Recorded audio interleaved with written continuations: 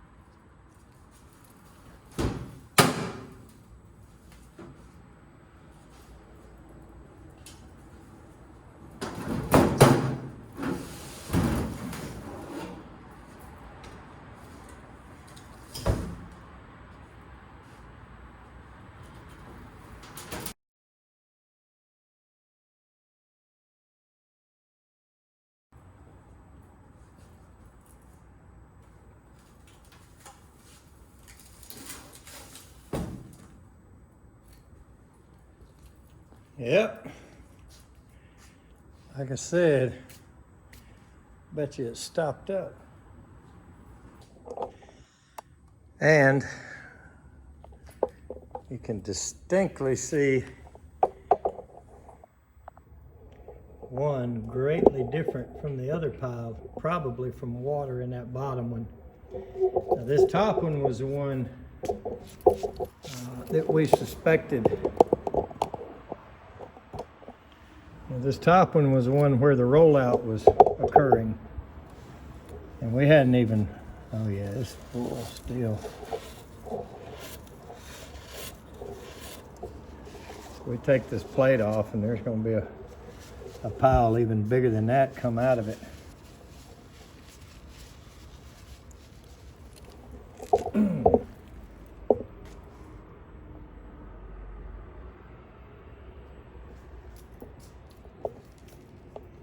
So let's continue.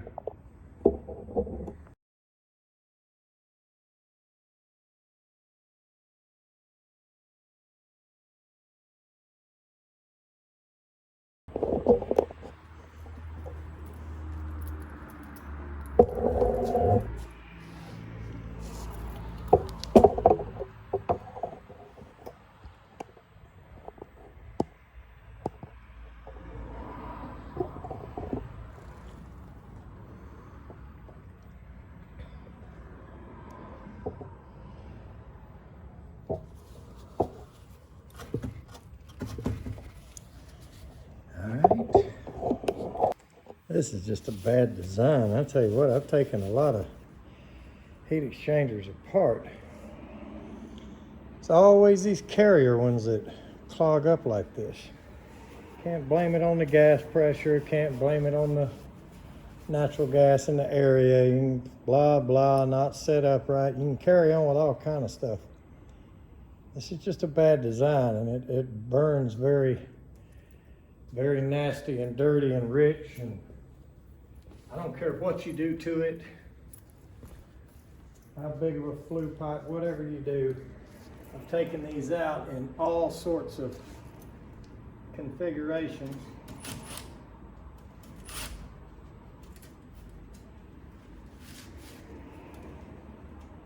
And they are always trashed.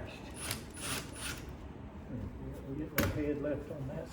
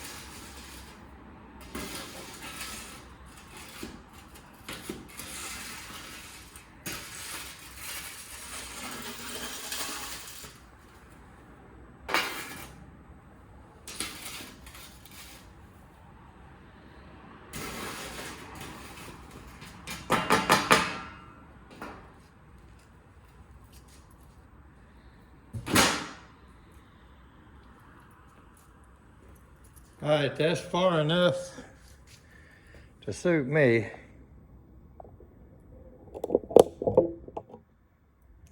I think we can all agree now, this heat exchanger on this carrier unit was slap plugged up.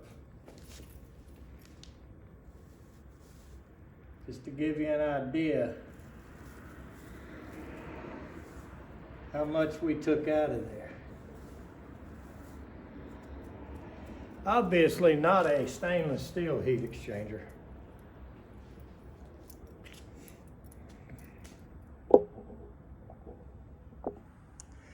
But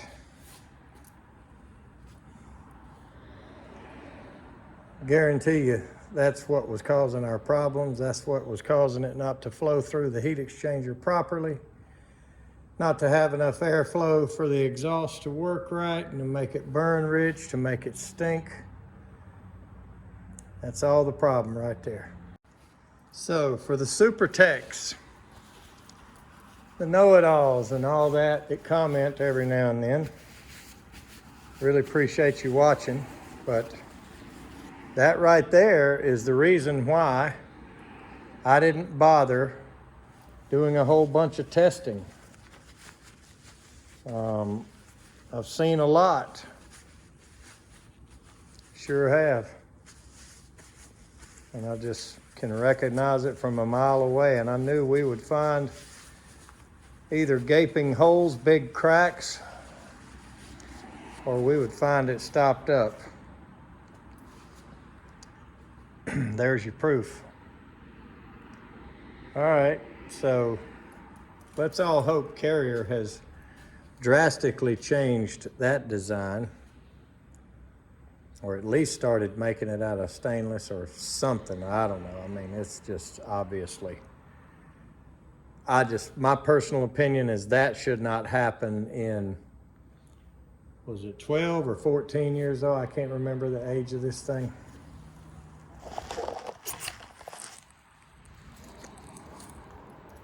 Can't remember exactly.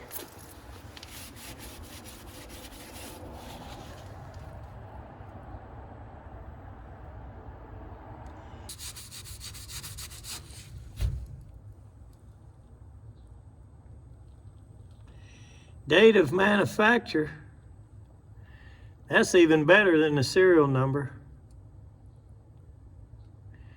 July 2006.